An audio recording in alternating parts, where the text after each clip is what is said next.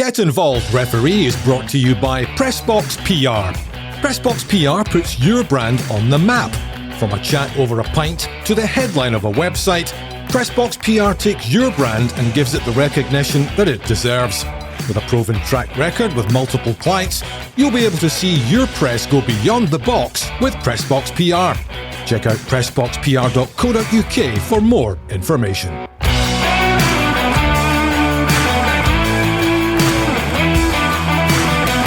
Hello and welcome to Get Involved Referee, when this week we pour over the second round of fixtures in the SPFL Premiership, and we'll also have a look at the European action. Big decision last week in Rangers' game over in Belgium, and of course they're in action again in the second leg against Union Saint-Gilloise. Joining me, Lindsay Heron, tonight is Des Roache. Des, welcome to the show. Thanks for joining us again. No problem at all. Regular Monday event. Exactly. Another busy weekend in Scottish football. A few red cards, a few meaty challenges, and some controversial decisions. We wouldn't like it any other way. Absolutely not. It gives us something to discuss and something to have an opinion on. Exactly. Let's start up in the Highlands then. Ross County against Celtic.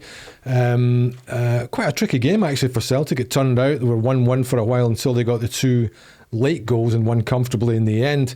Didn't seem to be too much in the game at the time, Des, but just been looking back at it, and there was a pretty bad challenge on Greg Taylor by Conor Randall just in the build-up to Kyogo's opening goal, which hasn't been highlighted at all by the referees or subsequently, if you know what I mean.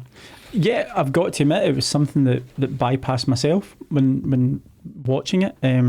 However, obviously speaking for yourself, it seems as if it was a meaty challenge. I can't comment. It's not taking a cop out of it. I didn't see it.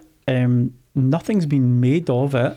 However, I'm sure that the compliance officer and people will be watching it, and if there is to be retrospective retribution, so to speak, then I'm sure it'll be called upon. But I'm not doing the three blind mice. I genuinely didn't see it. It might be one of those situations where, it's the build up to a goal, so that's the first pass, Taylor goes down, and then bang, bang, bang, Celtic have got the ball in the net, and it's all that sort of celebrations afterwards. So maybe the referees kind of caught up in all of that rather than the incident. Quite probably. I would if that had happened, I would say the referees played advantage or didn't deem it to be sufficient enough to call back. But as you say, it's went on, it's led to a goal.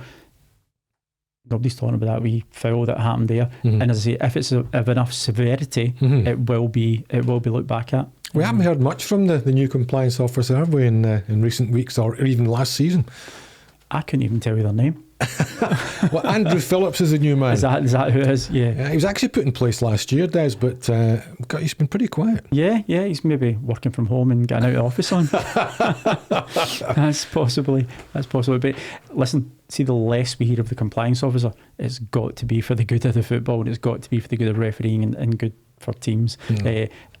And also, what do you say? A good referee is one you don't notice. So maybe a good compliance officer is one you don't notice. Exactly. One other contentious issue in the Celtic game. Maurice Jenz scores a great goal on his debut, and then he runs into the crowd, having already been booked. Should have been sent off. Quite simply, yes.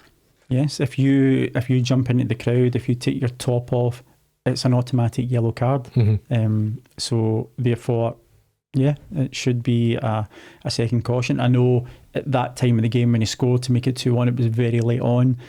Tensions are high, lots of euphoria. But laws are the laws. It's a caution. And unless I'm wrong, unless I'm out of date from this, but it should have been a caution. And if it's a second caution, got to be brave enough to do it. I would never advocate. I think that kind of celebration and euphoria should be encouraged as a football fan. Yeah. And as someone who, games are about scoring goals and winning games. Don't dull it. Don't take that away. So while in the spirit of the law, I don't agree with it. But if it's a law, it's a law. So it should have been a second yellow card. It seems to be a situation which is not always followed through on. I mean, I think a Rangers player did something similar at an away ground. I can't remember which quite which one it was, but again, the second yellow wasn't applied. But I was at a game at St Mirren Park a few seasons ago, and a player was sent off straight away for going into the crowd or just celebrating with the fans at the edge of the stand behind the goal. I think the way that they look at it is it's endangering the safety of the fans, because you're going to get that crush, you're going to get people coming forward, which I understand that it's people have to go to these games and be safe, but have a feel for the game, have a feel for the situation. Is it that bad a thing to do? Personally, no, but again, you safeguard that by going, well, what's the repercussions? So it's a difficult one. It is a difficult one. Will that lead to then a bit of an FA sort of post-match? You made a mistake there, old son. I would hope not, because Don had a really, really good game there. Again, nobody's talking about there. And Don's been entrusted with the Rangers away at Livingston in the first game of the season, Celtic away at Ross County in the second game of the season. So you've got the two big hitters away at two tough venues in the first 2 weeks of the season. You don't get that if you're not trusted. So Don is obviously a very safe pair of hands. We've talked him up here numerous times. Yeah. Really, really good referee. And I think those two appointments show that. I wouldn't like to think that the SFA would go looking for him on that. But he has made a mistake in your view, and Celtic have got away with one. Yeah. Because obviously Jenz would miss the next couple of matches for the double yellow sort of thing. Yeah, well, not the next couple. It'll be 2 weeks down the line. 2 weeks time when it comes round. Yeah. So he's pulled one. Okay, let's go to Ibrox then. Rangers Kilmarnock. Pretty quiet affair in terms of refereeing decisions again in that one. There weren't too many moments to discuss. There was some suggestion of a handball by Alan Power when a ball came in from the left-hand side. You've had a look at it, Des. What did you think? I'm quite happy that wasn't given as a penalty kick. Alan Power he's running into the penalty area. He's not making himself, they use the word unnatural, he's not making himself unnaturally bigger. Again, close proximity for the ball coming at him. He's running, he's trying to change direction, his arms out at the side. I'm quite happy with that. I don't even think Rangers would be looking for a penalty. You look at the players, there wasn't much reaction from any of the players. It was more a reaction from the commentary, saying, oh, it's hit his arm, then they've looked at it. And then post-match, nobody's spoken about it. So these things happen. It's a contact sport, it's a physical sport, it's close proximity. These things are going to happen. The ball's going to hit you. Might hit you in the arm, might hit you in the nose. These things occur during a natural game of football. I think some of the Killie people thought that the Rangers' second goal, there might have been a hint of offside about it, but I know you've had a look at that, and it seems to come off the Killie defender when the ball comes back to Morelos. As soon as it comes off the Kilmarnock defender, Morelos is onside. So no, absolutely not. And you could guarantee as soon as Morelos come on that game, you know he's going to score. That's just his job. But again, to look at the referee, that's Kevin's first game this season. He didn't take a game in the week one. They put him straight into Ibrox. And Rangers' first game at home. Who's talking about Kevin Clancy? Nobody. So he's been in there, he's done a first class job. It will build his confidence again. So from the first 2 weeks, Don and Kevin backing up Nick, I think it's been a good start to the season for our guys. Yeah, because you talked about Kevin needing a good season and a good start and that type of thing. So that will give him, a lot of confidence from that performance, you think? Yeah, absolutely. I mean, Kevin's been round, he's been a Category 1 referee for over 10, 11, 12 years. He's a FIFA referee, he's been at all these big games. He didn't have a bad season last year. He just maybe didn't have as consistent a season as he would have liked. Yeah. But by Jove, he's been in there first game of the season, Ibrox. Nobody's talking about him. Front of a big crowd, he can build from here. And he's a great, great referee, and it'll be proved as he moves on. Absolutely. I mean, I know Hibs Hearts rather was on the Sunday, but let's go to that one because a couple of big moments in that game which got people talking. It's obviously live in the telly, and it was actually quite a good game for an Edinburgh derby. Normally that's all blood and thunder, but there was some decent football at times. Football broke out in between the bites occasionally, didn't it? So then, the opening goal scored by Lawrence Shanklin. Lovely bit of play, actually. Good ball in from Barry Mackay, and Shanklin takes it on what we think is his chest oblique top of his arm, I remember at the time, Radio Scotland were actually complaining and screaming that it was a definite penalty. Wait till you see this. But you've looked at it and you're fairly sure, aren't you? I listened to the same Radio Scotland, and I would use, I think it was Michael Stewart, not that I'm quoting Michael Stewart particularly often, it came off his Oakster. A fantastic word. A medical term, but the ball in from Barry Mackay, first of all, what a ball, a reverse ball, and tremendous. To me, it is not a handball. Yes, the ball has struck him, he's used his chest, he's used his upper arm. Mm-hmm. It's not went below the t-shirt line as they're looking at now. Is that the rule then? T-shirt line? I think that's the common denominator, and that is in the rule. So your t-shirt line depends how long your t-shirt is. Exactly. I think I'd be wearing one to my knees. But for me, no, that's not a handball. And if it was referred to VAR, I think Brian McLaughlin commented on it. He's obviously spoken to someone there and saying that VAR wouldn't have been called into question. But no, it was a good goal. He's brought it down, he scored. For me, no questions to answer. So Hearts are leading, and then the fourth official puts up his board, 5 extra minutes. And of course, inevitably, the returning hero, Martin Boyle, has the final say in the derby and pops up with a goal in something like 4 minutes and 40 seconds to get the equaliser. Hearts fans are screaming, why was there 5 minutes? That's just a conversation between John and his fourth official. Now, when my old compadre, who would have been here, we would have a dialogue and say, I'm thinking 3 minutes, 4 minutes, what do you think? And we would have that discussion between us. Now, you take into account substitutions, you take into account injuries, take into account time wasting, you take into account the ball out of the field of play. So these can accumulate, but I'll guarantee you it's only Hearts who are saying why 5 minutes. And you could guarantee it was going to be Martin Boyle on 4 minutes and 49 seconds. So there's a lot of factors that build into added on time. Now, what they do say it's a minimum of added time. So they don't say, right, it's 3 minutes added time, it's 5 minutes added time. The stadium announcer is informed, and they have done for a number of years, there is a minimum of 5 minutes added time. So that could have been a cumulative of factors that got them to that stage. That's quite a good way of describing it then, because some people want to know, when does the referee have to blow his whistle to call time? I mean, do you wait for a phase of play to end, like you say, 5 minutes minimum, or do you wait for the ball to go out, or how does it work? If I have given 3 minutes, 5 minutes, whatever specified time you've given, if there is a phase of play where a team is attacking, I would if you said 3 minutes and you're at 2 minutes and 58 and this team is attacking, you'll let that phase run out, because they can score, they can put it wide, they can do whatever. But if you blow that whistle on 3 minutes and they're in the motion of striking, or that ball hits that back of the net and you've blown that whistle, you're going to look like Clive Thomas in 1978, as we said about, and that is the worst thing in the world. So yes, you're not breaking the law. It's a minimum of that time. You would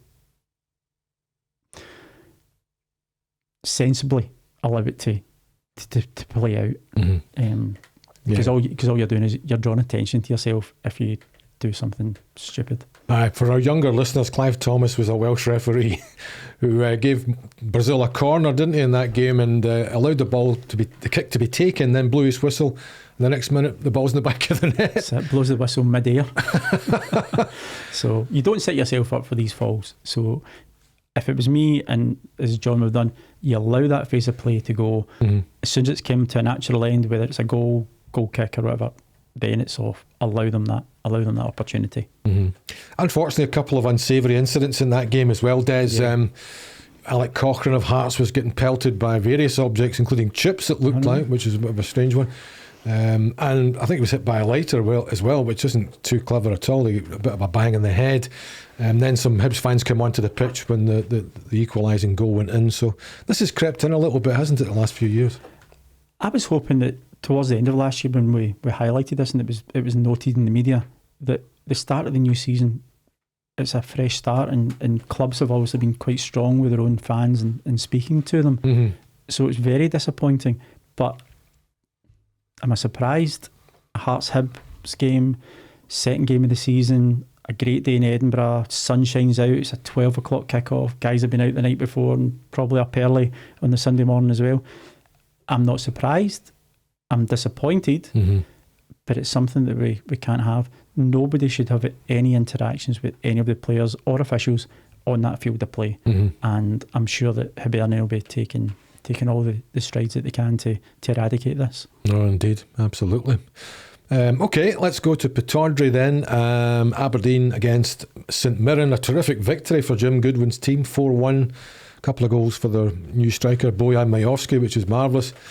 And what a strike from the young lad they just got in from Liverpool, didn't they? Oh, that was top draw. That was almost Steven Gerrard against was it Fenerbahce or Roma or something like that back at Anfield. That was a tremendous strike, absolutely tremendous. But yeah, great win for Aberdeen.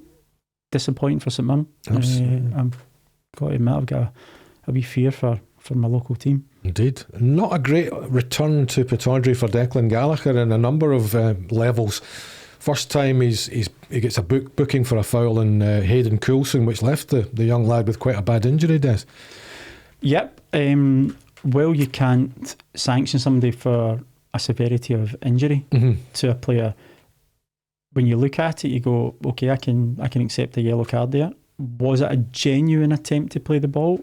I would like to think that it was. Did it endanger the safety of an opponent? Yeah, it probably did. I'm not one for these yellow and a half or an amber card.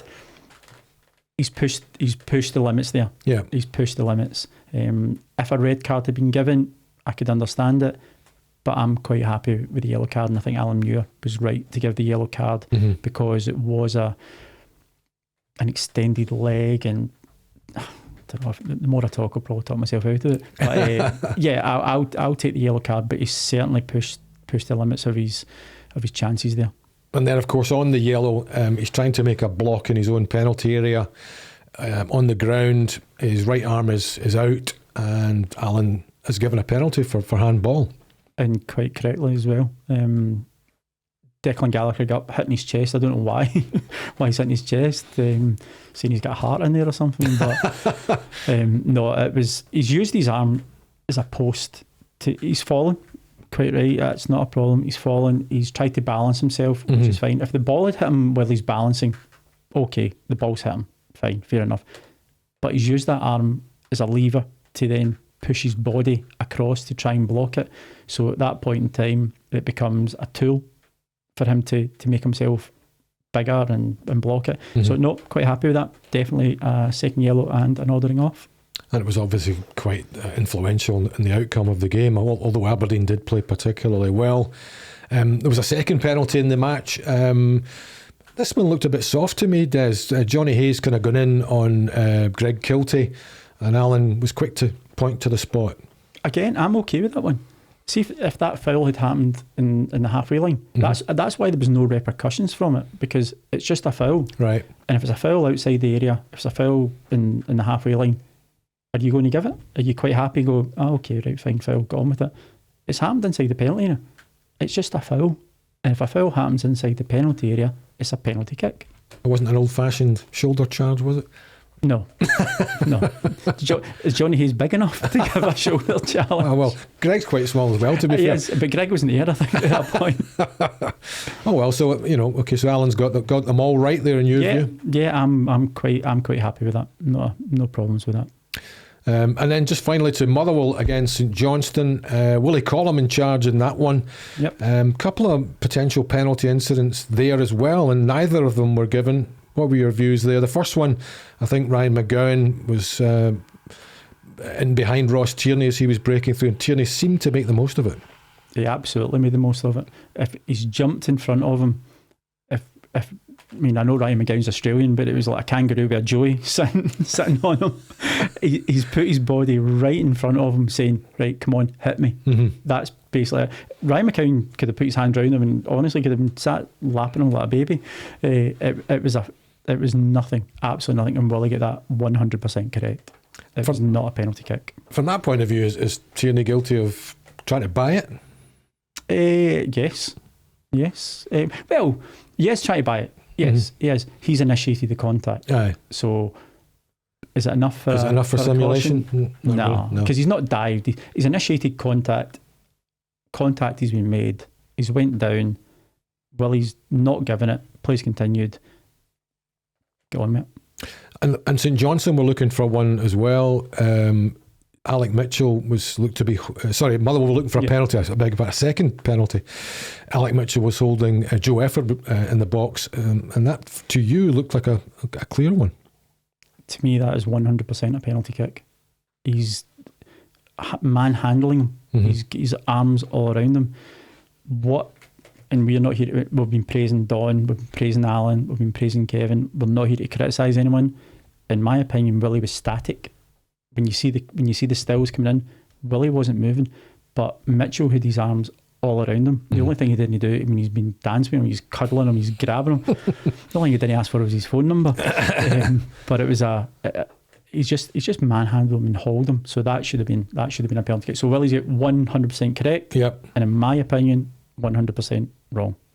And of course, Sod's Law, St Johnstone go up the park in at the death of the game and grab a late winner to win the game 2-1. First time I've seen Callum Davidson smile for a while.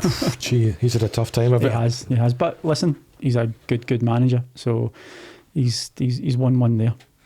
Okay, let's just focus then on Europe. Des, obviously VAR is involved in at all levels in European football. Well, for the first time actually in qualifiers this season, and Rangers were the victims of a decision last week, which has been obviously discussed thoroughly across the board. But just to get your take on it, what do you feel about it? I mean, it seems to everyone that it was one of the harshest penalty decisions you could possibly imagine.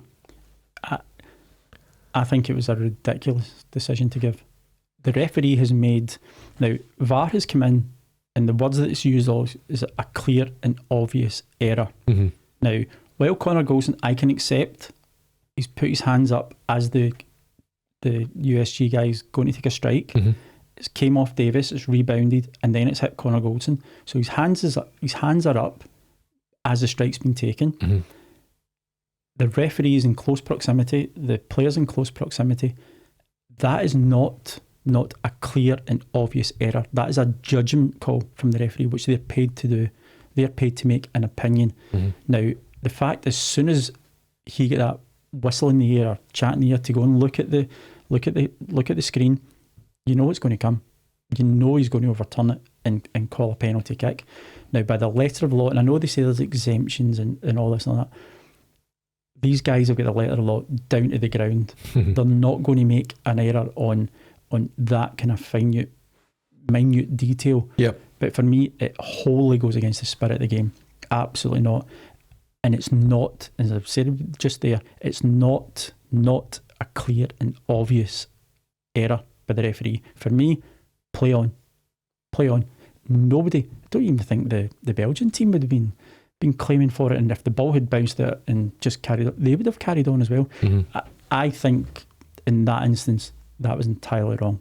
And is this probably one of the issues of VAR, that once the video referees are involved and they've made their minds up that they think it's a penalty, it's very difficult for the referee not to invoke that rule? I think it puts the referee under a lot of pressure to accept the decision, or to accept that there may be a different view. But if it was me and I didn't agree with it, I would go across. It's very easy saying it in hindsight. Yeah.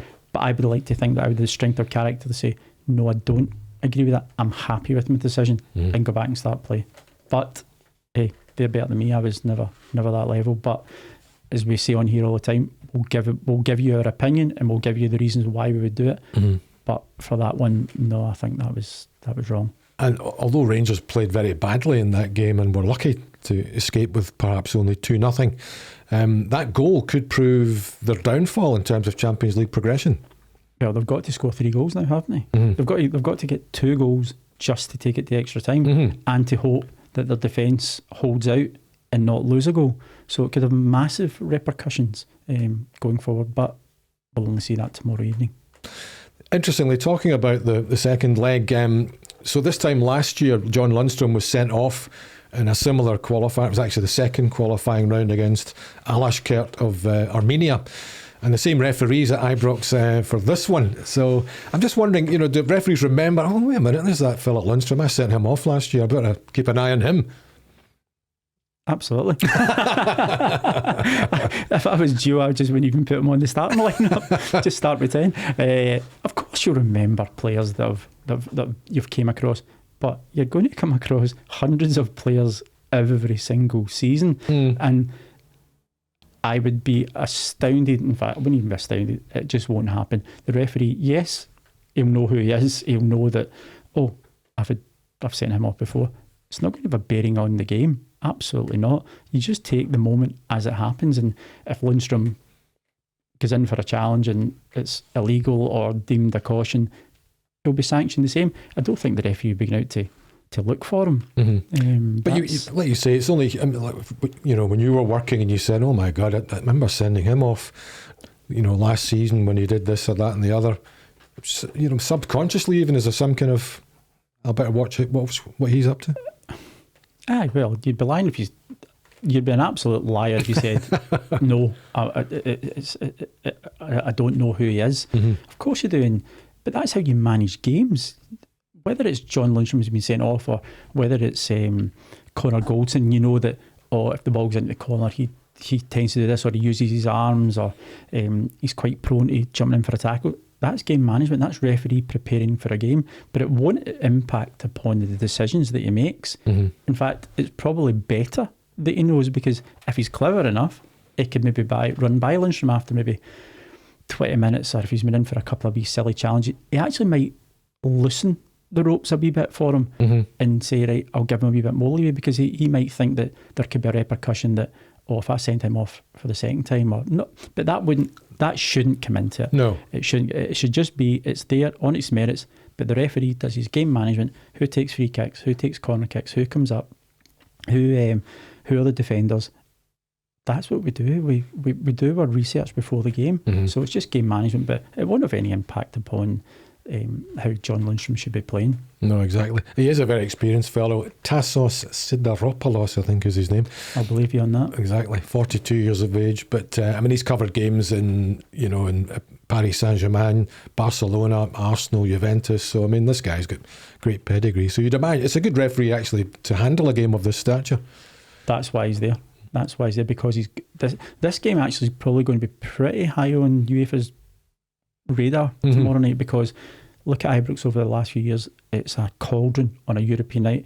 You could pretty much say that the home atmosphere got Rangers to the final last year, so they're not going to put a rookie in there. They're not going to put somebody in who'll be intimidated by the crowd. They're not going to put in somebody in there who's not up for the test. So I think it's a good appointment. No, absolutely. Okay, then just to wrap things up, Des, as we've been starting this season, we need to find out who your ref of the week is. Who would you go for their performances over the weekend? Now, it was down to two. It was down to Kevin Clancy and Don Robertson. I know we said they potentially should have a caution up at Ross County, but I'm going to give it to Don, because he's been entrusted for the first 2 weekends, having Rangers away from home, Celtic away from home, in tough environments, coming out of the game pretty much unscathed. None of the managers are looking for him, and he is building upon his reputation, building upon his confidence. So I'm quite happy to go with Don Robertson as my referee of the week. Excellent. Well done, Don. Well, the usual prize will be on its way to him as we speak. Yes, centre of a donut. That's all for Get Involved Referee this week. Thanks for listening. We'll join you next time. Thank you.